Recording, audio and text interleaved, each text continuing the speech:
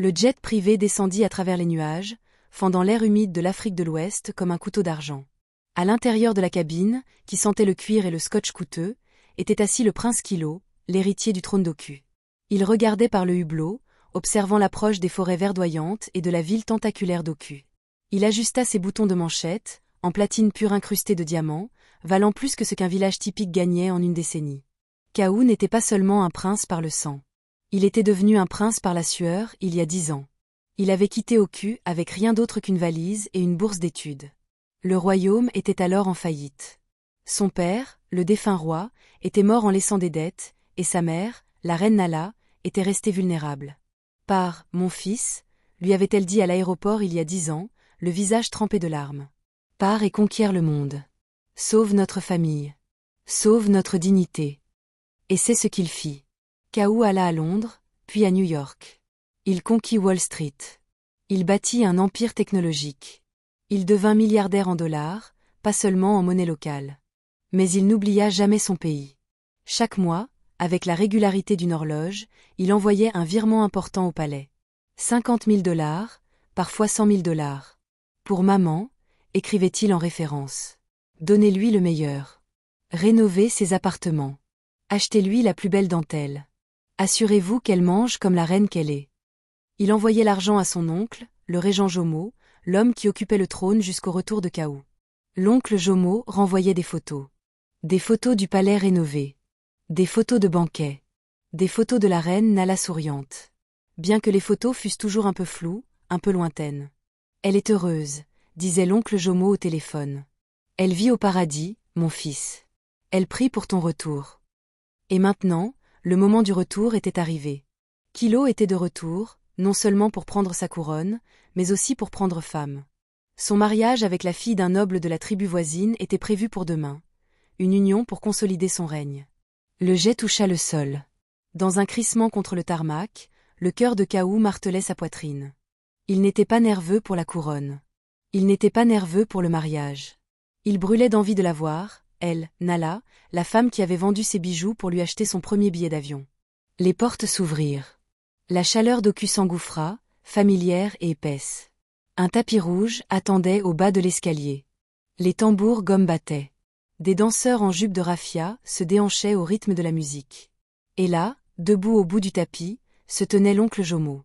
Il était magnifique, drapé dans des épaisseurs de velours violet, portant une coiffe ornée de perles de corail. Son ventre avait grossi, preuve d'une vie de luxe, preuve de l'argent de Kaou. Kaou descendit les marches, ses mocassins italiens étincelants. Il serra son oncle dans ses bras. « Bienvenue à la maison, grand lion. » Tonna Jomo d'une voix mielleuse, son large sourire n'atteignant pas ses yeux. « Où est-elle » demanda immédiatement Kaou, regardant par-dessus l'épaule de Jomo, scrutant la foule de dignitaires. « Où est mère » Jomo rit en tapotant le dos de Kaou. « Ah, le fils impatient. Elle se prépare, Kaou. Elle est au spa royal pour se faire coiffer. Elle veut être parfaite pour son fils milliardaire. Tu sais comment sont les femmes. » Kaou sourit, un sentiment de soulagement l'envahissant. Il l'imaginait assise dans une pièce de marbre, choyée, sentant la lavande et le beurre de karité. « C'est bien, » dit-il. « Elle le mérite. J'ai envoyé 1 million supplémentaire le mois dernier pour la nouvelle aile.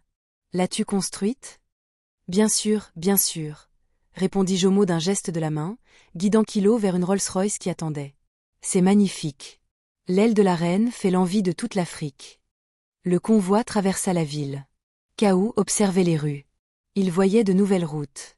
Il voyait de nouveaux bâtiments. « Mon argent a fait ça, » pensa-t-il avec fierté. « J'ai sauvé mon royaume. » Ils arrivèrent aux portes du palais. Les lions d'or qu'il avait payés montaient la garde. Les murs étaient fraîchement peints.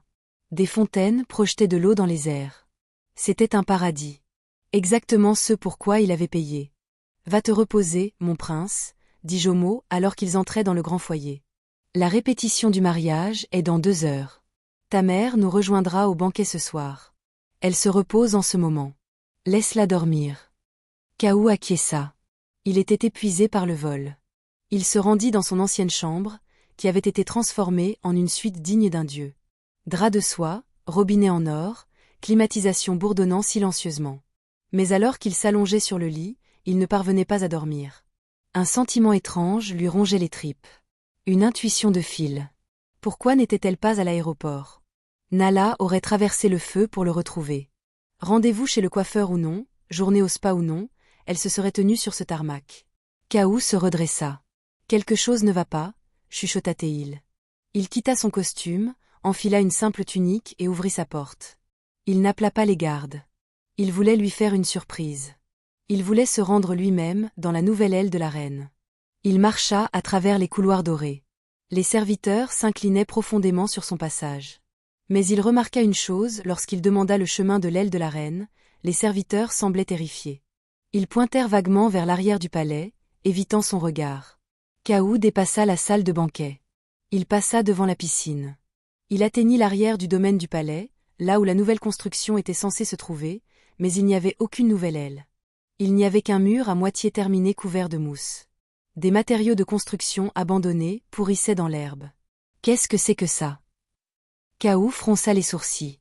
J'ai envoyé des millions. Il continua de marcher vers les anciens quartiers des domestiques. La zone où les ordures étaient entreposées. La zone où s'écoulaient les eaux usées du palais. Il avait plu abondamment cet après-midi-là. Le sol était un marécage de boue rouge et de vases noirs. L'odeur était fétide. Et là, derrière le mur brisé du local du générateur, Kaou vit un tas de haillons. Cela ressemblait à une pile de linge jeté, gisant directement dans la boue. Sous l'avant-toit dégoulinant d'un toit en tôle, il s'approcha. Pensant que c'était un mendiant qui s'était faufilé à l'intérieur, pensant qu'il appellerait la sécurité pour aider cette pauvre âme. Bonjour, lança Kaou, en s'avançant. Dans la boue, ruinant ses chaussures. Le tas de haillons s'agita. Une tête se leva, les cheveux emmêlés de saleté, la peau fine comme du papier. Les os saillaient comme les branches d'un arbre mort. La silhouette se tourna et Kaou s'arrêta de respirer. Les yeux étaient enfoncés. Le visage était vieilli par 20 ans de souffrance. Mais il connaissait ses yeux. Il connaissait ce visage. Kaou. La voix était un murmure craquelé. Est-ce mon Kaou? Ou suis-je encore en train de rêver? Les genoux de Kaou frappèrent la boue dans un éclaboussement. Il ne se souciait plus de la soie. Il ne se souciait plus de l'or. Il fixait la femme dormant dans l'ordure, alors que ses millions avaient servi à construire des fontaines dans la cour avant. Maman? S'étrangla Théil, le mot lui déchirant la gorge. Elle tendit une main croûtée de boue séchée, tremblante de faiblesse. Mon fils, pleura Théil. Tu es revenu. Je leur avais dit.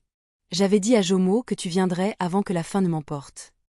Le piège était refermé. Le prince était revenu dans un palais de mensonges, et le conflit qui s'apprêtait à éclater allait faire trembler les murs d'Oku. Kaou s'agenouilla dans la vase. Son costume de luxe s'imbibait de la crasse des égouts, mais il ne sentait rien d'autre que le corps tremblant de sa mère. Elle sentait la pluie et la pourriture. Le parfum de l'abandon. Maman, murmura-t-il en écartant les cheveux emmêlés de son visage. Qui a fait ça? Qui t'a mise ici? Avant de continuer, merci de me faire savoir en commentaire de quel pays vous regardez. Nala agrippa ses revers avec des doigts semblables à des griffes, ses yeux jetant des regards terrifiés aux alentours. Chut, mon fils, siffla-t-elle. Si Jomo t'entend, il va me battre. Il dit qu'il m'est interdit de parler au prince. Te battre. Les mots frappèrent Kaou comme un coup physique. Son oncle, l'homme qu'il avait serré dans ses bras une heure plus tôt. L'homme qui conduisait une Rolls-Royce achetée avec l'argent de Kaou battait la reine. Mais j'ai envoyé de l'argent. La voix de Kaou se brisa. Des millions, maman. J'ai envoyé de quoi construire un palais dans le palais. Tu n'as rien reçu? Nala rit, un son sec et sifflant qui secoua sa poitrine frêle. De l'argent?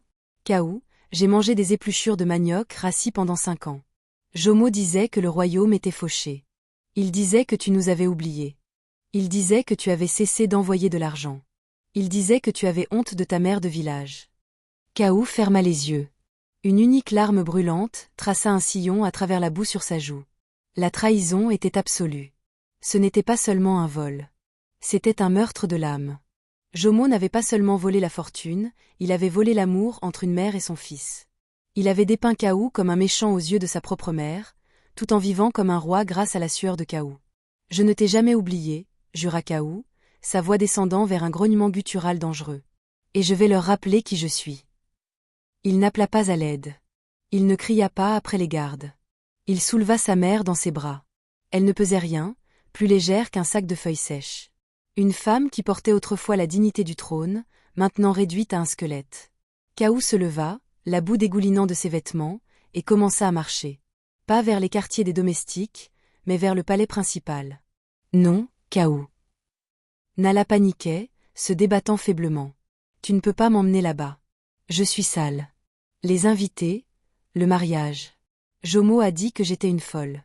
Il a dit à la cour que j'avais l'esprit de démence. C'est pour ça qu'il m'a enfermée, pour protéger le trône. Folle. Kaou resserra sa prise. Nous verrons bien qui est fou. Il sortit de l'ombre du local du générateur pour entrer dans les jardins manucurés. Le soleil se couchait, jetant de longues ombres dorées sur la pelouse. Les serviteurs qui allumaient les torchers se figèrent. Ils fixaient leur prince doré couvert de crasse, portant la créature qu'on leur avait ordonné d'ignorer. Baissez les yeux, ordonna Kaou, sa voix résonnant dans tout le jardin. Si vous la regardez avec autre chose que du respect, je vous arrache les yeux. Les serviteurs tombèrent face contre terre, tremblants. Kaou fit irruption dans le grand foyer, le sol de marbre claquant sous ses chaussures boueuses. Il alla droit à l'ascenseur et emmena sa mère dans la suite royale, sa suite.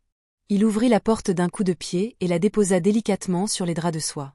Le contraste était déchirant, la boue tachant le tissu blanc immaculé. L'or contre la saleté. Repose-toi, lui dit-il. Allant dans la salle de bain, il remplit une bassine d'eau tiède et apporta une serviette douce. Il commença à la nettoyer, essuyant la crasse de son visage, essuyant les années de souffrance de ses mains. Mais la complication marchait déjà dans le couloir. Des bruits de pas lourds, des voix en colère. La porte vola en éclats et le régent Jomo entra précipitamment, flanqué de 4 gardes armés. Le visage de Jomo était tordu dans une fausse inquiétude, mais ses yeux étaient froids, calculateurs. « Kaou » cria-t-il. « Que fais-tu ? Éloigne-toi de cette chose. » Kaou se leva en tenant la serviette sale. Il se tourna vers son oncle. La température de la pièce chuta de 10 degrés. « Cette chose, dit doucement Kaou, est ta reine. »« C'est une folle, déclara Jomo, s'avançant et jouant son rôle à fond. Elle a perdu l'esprit il y a des années. Kaou, elle mange de la boue. Elle hurle à la lune. Je l'ai gardée à l'arrière pour sauver sa dignité, pour sauver ta réputation. Imagine le scandale si les investisseurs la voyaient ainsi. Tu mens, dit Kaou. Elle m'a raconté. Elle m'a parlé de la fin. Elle m'a parlé des coups. Jomo marqua une pause, ses yeux glissant vers les gardes pour vérifier leur loyauté. Puis il sourit, un sourire gras et confiant. Et tu crois une folle plutôt que ton régent, Kaou ? Le stress du mariage te monte à la tête. Regarde-la. Il désigna Nala qui grelottait sur le lit. Elle délire. Garde, trancha Jomo. Ramenez cette pauvre femme à ses quartiers. Le prince doit s'habiller pour le banquet. La famille de la mariée arrive. Nous ne pouvons pas avoir cette puanteur ici. Les gardes s'avancèrent, hésitants, mais se dirigeant vers le lit. Faites un pas de plus, prévint Kaou. Il ne haussa pas la voix. Il ne prit pas de position de combat. Il se tenait simplement là, dégageant la puissance d'un homme qui possédait l'air même qu'il respirait. Et j'achèterai votre village entier pour le raser par le feu. Les gardes se figèrent. L'argent parle plus fort que la loyauté à Oku. Et Kaou était l'argent. Jomo vit l'hésitation et la complication s'intensifia. Il réalisa que Kaou n'était plus le garçon naïf parti il y a 10 ans. C'était un requin. Jomo changea de tactique. Il fit signe aux gardes de reculer. Très bien, soupira Théil. Tu es émotif. Garde-la ici pour ce soir. Nettoie-la si ça te chante. Il se dirigea vers la porte, puis se retourna, sa voix tombant dans un murmure. Mais souviens-toi, Kaou, demain c'est le mariage. Le roi de la tribu voisine amène son armée en guise d'invité. Si tu annules, si tu fais une scène, ils y verront une insulte. Ils attaqueront Oku et tu seras le roi d'un cimetière. Je tiens l'armée. Je tiens les alliances. Toi, tu ne tiens qu'un chéquier, et les chéquiers n'arrêtent pas les balles. Alors, joue ton rôle. Souris au banquet, où ta mère ne dormira pas seulement dans la boue. Elle dormira dessous. Jomo claqua la porte, laissant Kaou seul avec sa mère terrifiée. Le piège était tendu. Jomo avait le pouvoir physique. Il avait le levier politique et il avait des otages. Kaou regarda sa mère. Puis il regarda son reflet dans le miroir. Le costume de milliardaire était ruiné, mais l'homme à l'intérieur venait de s'éveiller. Il prit son téléphone, le téléphone satellite qui le reliait à son empire à New York. Passez-moi l'équipe de sécurité, murmura-t-il dans l'appareil. Pas les gardes du palais, mon équipe à moi, les prestataires privés. Et ramenez l'hélicoptère. Le conflit avait commencé. Jomo pensait jouer aux échecs avec un enfant. Mais il ignorait que Kaou n'était pas venu pour jouer. Il était venu pour saisir les gages. La grande salle du palais était une mer de couleurs. Des dignitaires de cette nation étaient assis à des tables rondes, mangeant du riz jollof garni de feuilles d'or, buvant du champagne qui coûtait plus cher que le salaire annuel d'un enseignant. Le régent Jomo siégeait à la table d'honneur, ressemblant à une grosse araignée dans une toile de velours. Il riait, serrait des mains, jouant le rôle du souverain bienveillant. Mais ses yeux ne cessaient de lorgner les lourdes portes en chêne, attendant le prince. « S'il vous plaît, aidez-moi à atteindre les 5000 abonnés. Votre abonnement serait vraiment apprécié. Merci beaucoup. » Les portes s'ouvrirent à la volée. Les trompettes sonnèrent, mais leur son semblait grêle, nerveux, comme si les musiciens savaient que le sang flottait dans l'air. Le prince Kaou entra. Il ne portait plus le costume boueux. Il était vêtu de la tenue traditionnelle, une tunique de damas blanc, une coiffe de velours noir, mais il ne portait aucun bijou, aucune chaîne en or, aucun bouton de manchette en diamant. Il semblait dépouillé, comme un guerrier se préparant à une lutte dans la poussière. La foule l'acclama, ignorante de la guerre qui se jouait en coulisses. Kaou marcha jusqu'à la table d'honneur, son visage étant un masque de calme. Il salua les rois en visite. Il salua la mariée, une belle jeune fille nommée Amara qui semblait terrifiée. Et enfin, il salua Jomo. Jomo se pencha, attirant Kaou dans une fausse étreinte. « Bon garçon, » murmura-t-il à l'oreille de Kaou. « Tu t'es bien pomponné. As-tu bien enfermé la folle? Souviens-toi, au moindre faux pas, les médecins lui donneront accidentellement trop de sédatifs ce soir. » Kaou se recula. Son sourire était froid, plus tranchant qu'un rasoir. « Je me souviens de tout, mon oncle. J'ai une mémoire de disque dur. » Jomo fronça les sourcils, déstabilisé par la métaphore, mais il se leva en faisant tinter sa cuillère contre son verre. « Ping, ping, ping. Mes seigneurs, mesdames, » tonna la voix de Jomo. « Ce soir, nous accueillons notre fils prodigue. Le prince Kaou est revenu du pays de l'homme blanc. Il est revenu pour apprendre à être un vrai roi sous ma direction. » Humble tutelage. La foule applaudit poliment. « Il a vu le monde, » continua Jomo. « Mais il s'est cocu et ça demeure. Et grâce à ma gestion prudente de ses contributions, Oku est plus prospère que jamais. Portons un toast. » Jomo leva son verre vers le prince et vers son obéissance continue aux traditions. « Au prince » fit la foule en écho. Kilo se leva. Prenant le microphone, l'effet Larsen siffla légèrement, coupant les applaudissements. « Merci, mon oncle » dit Kilo. Sa voix était calme, amplifiée, remplissant la salle caverneuse. « Vous parlez de votre gestion prudente, et vous parlez de tradition. J'ai un cadeau pour vous et pour tous nos invités, une présentation de l'endroit où l'argent est allé. » Jomo sourit, pensant que Kaou avait préparé une vidéo hommage. « Ah, merveilleux !» Il se rassit, croisant les bras. Kaou sortit une petite télécommande de sa poche. Il ne la pointa pas vers l'écran. Il pressa un unique bouton rouge. L'écran géant du projecteur derrière la table d'honneur s'alluma en vacillant, mais il ne montra pas de photos de nouvelles routes. Il ne montra pas d'école. Il afficha un relevé bancaire, un immense tableur détaillé projeté en haute définition pour que chaque roi et ministre puisse le voir. « Qu'est-ce que c'est » chuchota Jomo en plissant les yeux. « Ceci, » annonça Kaou, « est le registre royal. À gauche, l'argent que j'ai envoyé. 50 millions de dollars sur 10 ans. À droite, là où il est allé. » L'écran défila, des rangées de données défilant à toute vitesse. 5 millions pour les domaines privés de Jomo à Dubaï, 3 millions sur des comptes suisses, 2 millions pour une collection personnelle de Rolls-Royce. La foule eut un tôt le cœur. Des murmures éclatèrent comme un feu de brousse. « Et pour l'aile de la reine ?» demanda Kaou. L'écran changea, affichant un flux vidéo en direct. C'était un plan granuleux en vision nocturne, mais assez clair. Il montrait le mur abandonné, le marécage et le local du générateur. « 0, » dit Kaou. Il avait dépensé $0 pour la reine. Jomo bondit, le visage pourpre de rage. « Éteignez ça » hurla-t-il. « C'est un mensonge. C'est un deepfake. Il utilise de la magie informatique. Garde, saisissez-le. Il essaie d'usurper le trône. » Les gardes royaux, au nombre de 20, postés le long des murs, dégainèrent leurs épées et leurs armes.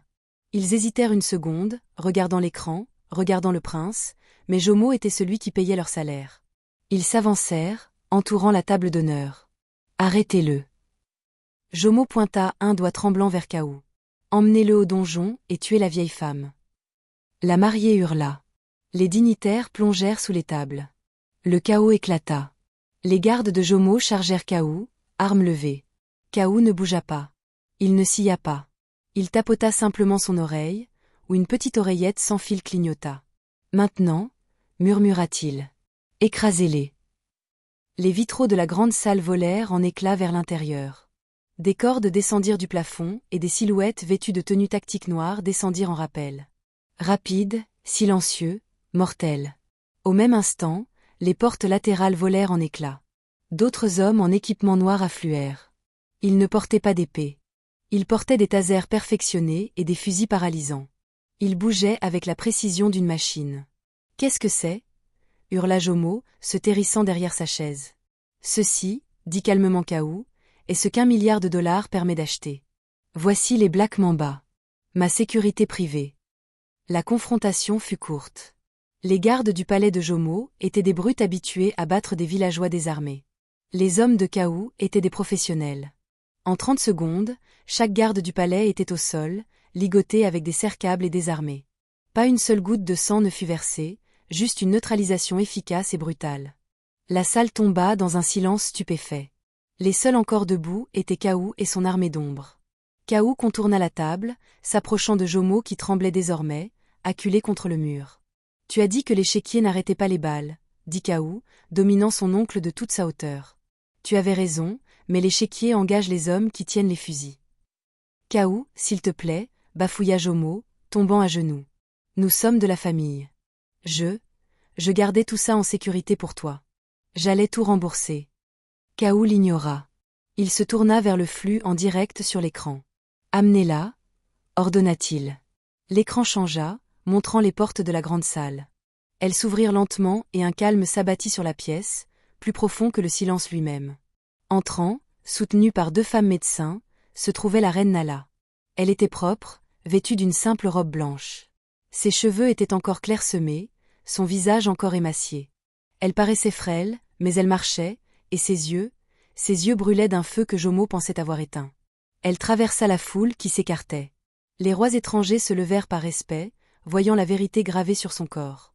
Elle monta les marches vers la table d'honneur. Elle ne regarda pas Kaou. Elle regarda Jomo. L'homme qui l'avait jeté dans la boue. L'homme qui avait mangé sa nourriture. « Jomo » murmura-t-elle, sa voix amplifiée par le silence. « Tu as oublié une chose. Tu as oublié qu'une lionne n'a pas besoin de dents pour rugir. Elle n'a besoin que de son petit. » Jomo pleura, essayant de saisir le bas de son vêtement. « Nala, pardonne-moi. C'était le diable. » La reine Nala regarda Kaou. « Il est à toi, mon fils. Fais de lui ce qu'un roi doit faire. » Kilo regarda son oncle, puis la foule, puis sa mère. Le point culminant était arrivé. Le pouvoir avait basculé. Mais la question demeurait, quel genre de roi Kaou serait-il? Un roi de vengeance ou un roi de justice? Il leva la main, faisant signe à ses hommes. « Emmenez-le » ordonna Kaou. « Pas au donjon. C'est trop confortable. Emmenez-le au local du générateur. Dans la boue.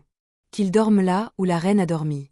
Qu'il mange ce que la reine a mangé, jusqu'à ce qu'il comprenne le goût de la trahison. » Alors que Jomo était entraîné, hurlant, Kaou prit la main de sa mère et la leva bien haut. « Longue vie à la reine » cria-t-il, et la foule, voyant la vérité, voyant la justice, rugit en retour d'un son qui ébranla les fondations du palais, « Longue vie au roi » Le conflit était terminé. Les méchants étaient vaincus. Mais la résolution demandait une touche finale. Un coup de théâtre pour guérir les cicatrices des 10 dernières années. Le soleil du matin se leva sur le royaume d'Oku, mais c'était un soleil différent de celui qui s'était couché. Il ne brillait pas sur un palais de mensonges. Il brillait sur un palais de vérité.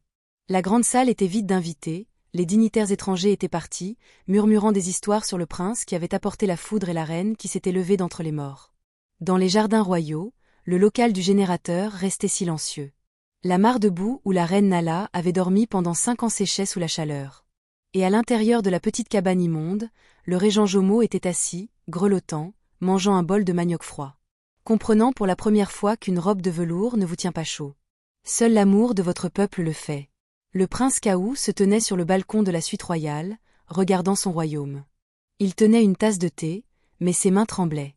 L'adrénaline du coup d'État s'était dissipée, laissant derrière elle le poids lourd et écrasant de la culpabilité. « Je l'ai laissé », murmura-t-il au vent. « J'ai conquis le monde, mais j'ai laissé ma propre mère être conquise. » Tu ne savais pas, une voix douce vint de derrière lui. C'était Nala. Elle était assise dans un fauteuil roulant, enveloppée dans une couverture. Son visage était propre, mais les cicatrices de la boue étaient encore visibles sur sa peau. Des lignes d'endurance gravées dans sa beauté. Kaou s'agenouilla près d'elle, enfouissant son visage sur ses genoux. J'aurais dû venir plus tôt. J'aurais dû savoir. J'ai envoyé de l'argent aveuglément. Je pensais que l'argent suffisait. Nala lui caressa les cheveux. Ses doigts étaient rugueux mais doux. L'argent est un messager, Kaou. Mais la présence est le message. Tu es ici maintenant. C'est tout ce qui compte. Mais je dois réparer cela. Kilo se leva, les yeux durcis par la détermination. J'ai commandé les bulldozers. Ils arrivent dans 1 heure. Nous détruisons le local du générateur. Nous allons creuser cette boue. Nous allons couler du béton par-dessus. Je ne veux plus jamais revoir cet endroit. Je vais y construire un jardin de roses pour enterrer le souvenir de ta honte. Les yeux de Nala s'agrandirent. Elle agrippa l'accoudoir de son fauteuil.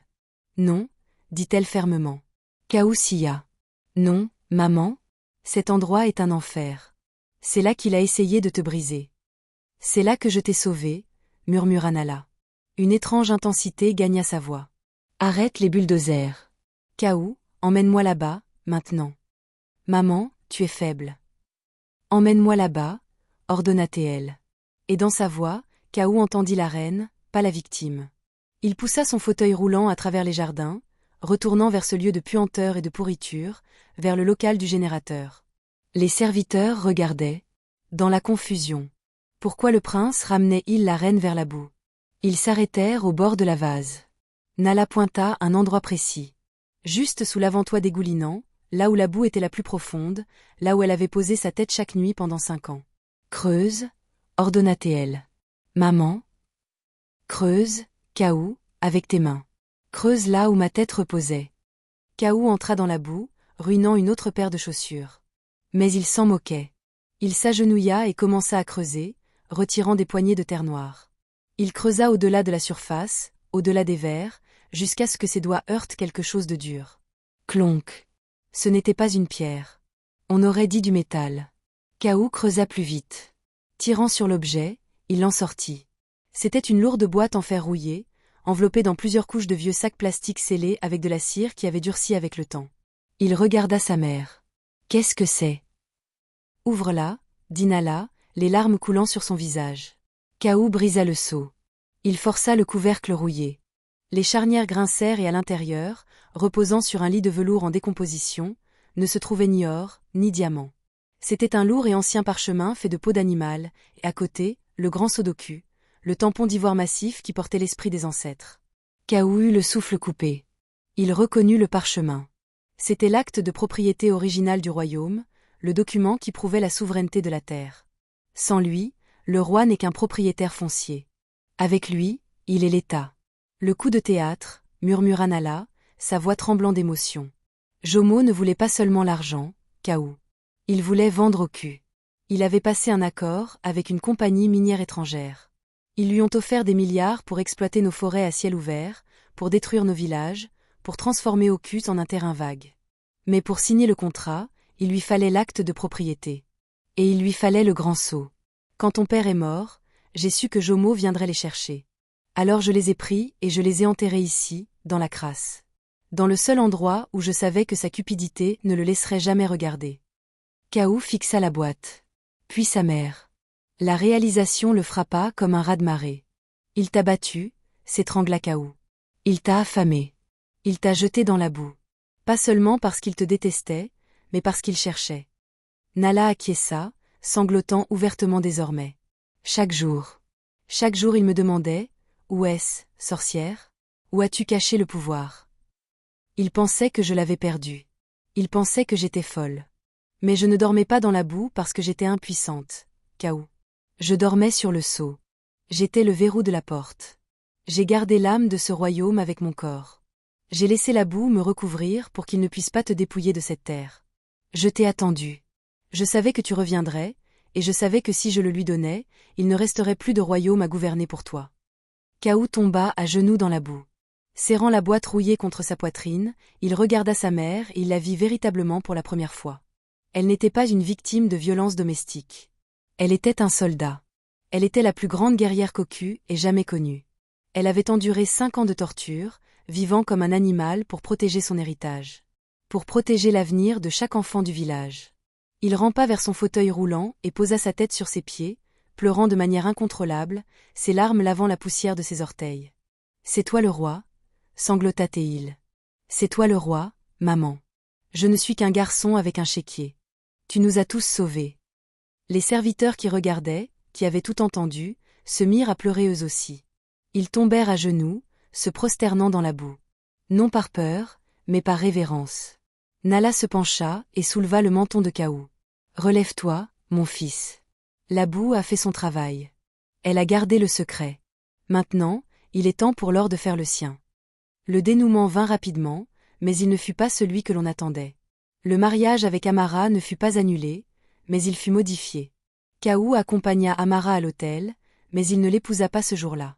Il parla à son père, le roi voisin, « Ma maison a besoin de guérir avant de s'unir à la vôtre. Je ne peux pas être un mari avant d'avoir appris à être un fils. » Amara, voyant l'amour dans le palais, accepta d'attendre, car l'amour véritable est patient. Et Jomo, Kaou ne le tua pas. Il l'exila. Déchu de son nom, dépouillé de sa richesse. Envoyé travailler dans les mines mêmes qu'il avait tenté de vendre au royaume. Une fin digne d'un homme qui aimait les cailloux plus que le sang. Mais le plus grand changement eut lieu sur les terres du palais. Kaou ne fit pas paver le local du générateur. Il ne bâtit pas de jardin de roses. À la place, il engagea les meilleurs architectes du monde et fit construire un sanctuaire de verre autour de la parcelle de boue. Il préserva le local du générateur exactement tel qu'il était, le toit rouillé, les murs tachés, la dépression boueuse où la reine avait dormi. Et au centre de la boue, enfermée dans du verre par balle, il plaça la boîte en fer rouillé ouverte, montrant l'acte de propriété et le sceau. Sur la paroi de verre, il fit graver un message en lettres d'or. Un message que chaque visiteur, chaque touriste, chaque futur roi d'Oku devrait lire avant d'entrer dans le palais. Ici dormit la reine Nala, qui montra au monde qu'un trône n'est pas fait de velours et d'or.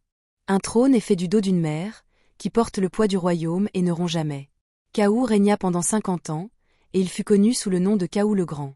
Mais chaque soir, avant de prendre toute décision d'État, il se rendait au sanctuaire de verre, regardait la boue, et se souvenait que le fondement de sa gloire était une femme dormant sous la pluie. Fin.